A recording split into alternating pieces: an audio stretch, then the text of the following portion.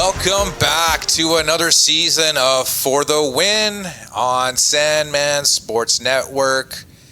New golf year, 2026. A lot of action going on. We got 63-year-old golfer coming back onto the tour there, Paul. We got five-time major champ from Live Golf back on the scene.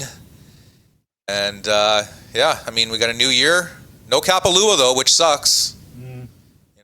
We love that tournament over the years. The 500-yard drives on that course, Paul. Remember those vividly from the video game. Oh, yeah. Okay. Four picks for today's show. We got Corey Connors at 30-1. He's been playing pretty well his last 5 tournaments. Top 10 at the Open Championship, the last major of the year. Only has one top 10 at this course in his past, but I see him, if he can make some putts, Paul, I think he's got a really good chance to be there on Sunday.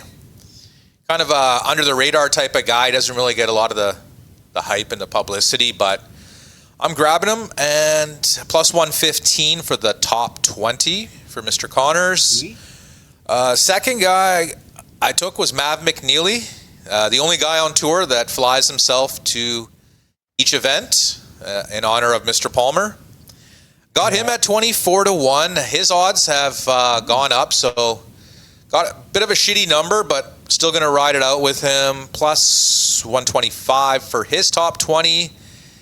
He only has one top 10 at this course as well, but he finished the year strong. And I think he had a top 2 or 3 at the BMW Championship in the playoffs. So, playing solid golf. I think his game really maybe make some birdies and make a run here on Sunday. Third guy I got up my sleeve is Rico Hoy, the Filipino golfer. Man, this guy is one of the worst putters on tour, Paul. Ball striking wise, the guy's one of the better golfers. So he's kind of like I don't know how to say it, but he's kind of one of those guys that, I mean, you see him hit the ball and you're thinking he's one of the best players on tour, and then you see him on the putting green and you're like, this guy's like a 20 handicap, right? But having said that, he's gone to the new lab putter. He's gone to the belly style putter, the long putter, and it's looking a little bit better results wise, but I mean, tee to green, I like the guy. I think he can win this tournament. His ball striking prowess is second to very few. So we took him at 46-1. Another shitty number. I think he's gone to 50-1, but it is what it is for that. Plus 170 for the top 20 for Mr. Hoy. And the final guy I got is a bit of a long shot. He cashed an each way for us last year. He was leading most of the tournament. I forgot what tournament it was. Not the John Deere or the Rocket Classic. It was somewhere in that range, but he was leading most of the tournament, and he cashed in each way. Jacob Bridgman. And he had some solid finishes. He's not a long hitter, known for his accuracy in putting. Got him at 165-1. Whoa. Just thought that was mispriced. I think he should be in the So I got him. I mean, I think he should be in the 100-1 range, 80-1 range, considering he had a pretty solid season last year, right? So I'll take the value there and run. His top 20 is plus 375. Yeah, that's so almost 4-1. Is almost like his one top of your 20, top which 20. is It's almost like one of your top sweet, 20 I think, guys. right? I mean, considering he almost won a tournament last year and was in the mix in a couple of them, right? So let's see if Mr. Britton can come through for us this week. Definitely. Right? I mean, shot in the dark, but not really losing too much with those odds, right? I think I bet like $3.50 to win like $500 on Bridgman. So bit of a lottery ticket there, and then even if he gets the top 20, plus 375. good with me there. And I got a little bonus pick as well for the Dubai Invitational. We got some of the top golfers in the world over there in Dubai. And we know they're getting probably a little bit of a clearance fee from our friends in the Middle East there. Rory and Tommy Fleetwood are probably getting a decent bag for that one. So I'm taking the Dane Rasmus Niergaard Peterson. He's going to be playing on the PGA Tour as well, and I'm sure maybe he got a little appearance fee money, but he won the Aussie Open in the off season. Sweet. No, it wasn't the Aussie Open. He won one of the Aussie tournaments in the off season in December. It was either the Aussie PGA or the Aussie Open. So he's been playing really good golf. I think he finished top 10 at the U.S. Open. Not sure if we had him at the U.S. Open, but yeah, that was his major best finish and kind of hello world moment. So, yeah, I mean, there's only about, I would say, 3 or 4 golfers ahead of him that I'm really worried about in the odds. Obviously, Rory and Tommy being the top 2. Yeah. So I'm getting him at 20 to 1. I like those odds, and I mean, like, I think he should probably be the 3rd or 4th favorite. And he isn't, so I'm going to hop on it and take Mr. Rasmus Peterson, one of the two. I think I'm getting some pretty good odds here. So, new year on the tour, Paul. We're going to get Koepka back. He will not be getting signature event starts unless he earns them. Yeah. We're going to get to see one of our favorite golfers, a blast from the past, Vijay Singh, back on the tour. A lot of hoopla about him taking his exemption, but if you think about it, Paul, had Tiger taken this exemption and came back on tour, no one would have said a fucking word. You know? No. It would all have been like, can't wait to see you, Tiger. We love you. But Vijay earned this, and he was already exempt to some tournaments because he won 20 tournaments, lifetime exemption, right? But he just didn't get into some of the ones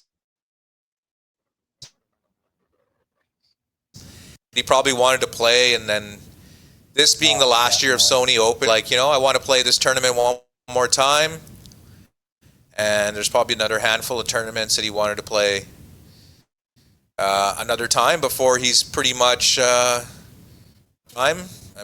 trained like he could be, so he's definitely not backing his way in there. But he's playing with some guys that are 40 years younger than him. If you think about it, Paul, he's like old enough to be their grandpa almost, right? Like some of these kids, like Luke Clanton and Jackson Coyven, these kids out of college. So, but I got a feeling he'll be giving some lessons on the driving range there to the younger guys, and guy's a living legend. And if you would have told me 10 years ago that out of the 3, Phil, Tiger, and Vijay, who would be playing on the tour in 2026, I would have picked Vijay. Obviously, Phil's on live, and Tiger's got some boo-boos, right? But Tiger will be playing at TGO, so look out for the immortal indoor golf simulator legend that Tiger is now. Looking at the major venues, Paul, obviously, we're going to Augusta National for the Masters in April. Yeah. The second major will be the PGA Championship outside of the Pennsylvania area. I think it's pretty close to Pittsburgh. Aronimink Golf Club. It's hosted a couple of Tiger tournaments back in the day. The Quicken Loans back in the day as well. That tournament in the Northeast. So we've seen it before. I don't know too much about it, but we'll see. They're playing it in May. Might be a little wet. Hopefully not. U.S. Open is coming back to one of my favorite courses in America, Shinnecock, in Long Island, New York.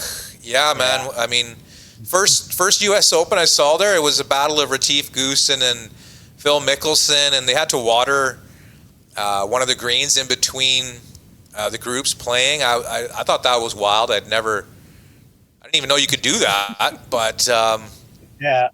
And then I think it was 2017, Brooks won I think it was Justin Thomas. No, it wasn't that year. But yeah, I forgot who he won it over. But it was. I didn't watch too much of it, that tournament, to be honest. But still a fun tournament to watch at Shinnecock. It's more or less a links style golf course, right? So some of the Euros probably do good there as well. And then we finished the Open tournament at Royal Birkdale in jolly old England. Rory won his only Open championship there. The Aldrickian won. I think he won his last Open championship there. Only one that he didn't win at... I think that was Royal Liverpool, so I don't think the Aldrickian won here.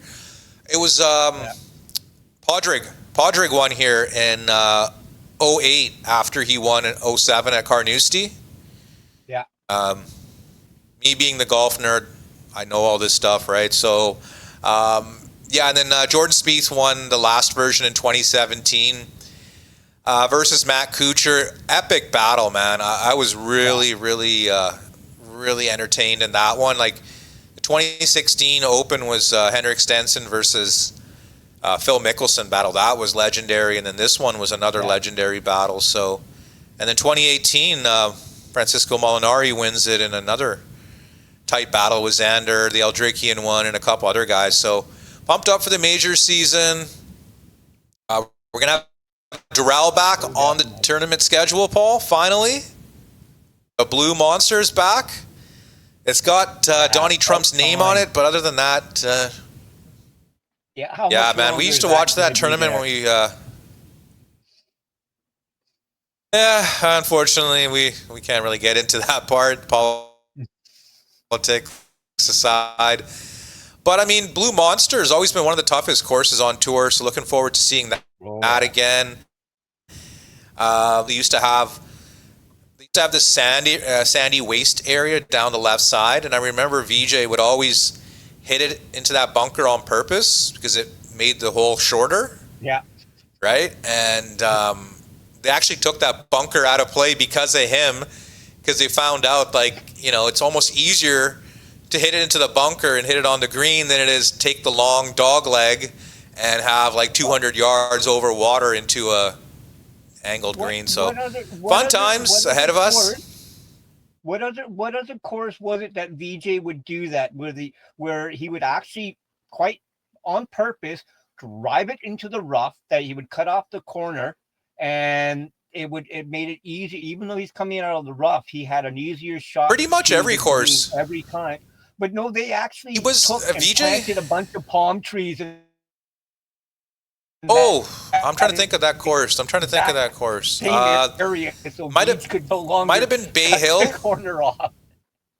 Might have been Bay Hill or where they played the old Honda Classic, one of those Florida tournaments. I think I know what you're talking about. But fun first show here, Paul, back in the mix for Golf 2026. Quick recap: Corey Connors, 30-1; McNeely, 24-1; Hoy, 46-1; and Bridgman, a whopping 165-1. And then a one and done solo bullet for the Dubai Invitational, Rasmus Niergaard Peterson. Please consider liking the show. Please consider subscribing and commenting and notifications, all that good stuff. And Paul and I will catch you guys for the next tournament. Thank you for watching.